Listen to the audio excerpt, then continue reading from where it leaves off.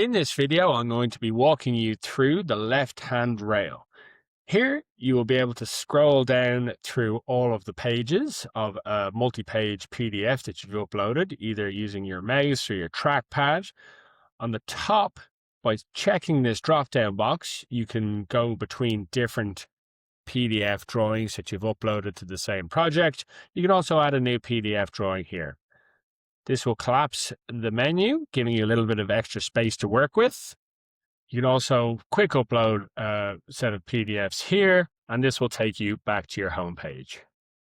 If you see the blue box in the bottom left of the thumbnail, this denotes that you have made measurements on this page. For multi-page documents like this, you can choose to pin pages that are specifically relevant to your takeoff and estimate. You can then toggle between the all pages and pin pages, and you will see the pages there. By double-clicking the page name, you can rename the thumbnail.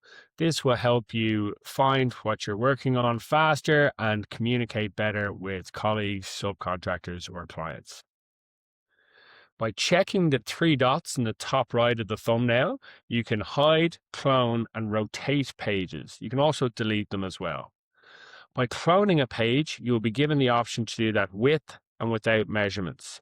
If you do it without measurements, you'll be given a completely fresh document for which you can do a separate takeoff. So if you can imagine this, we're going to clone it and it will become our carpentry takeoff.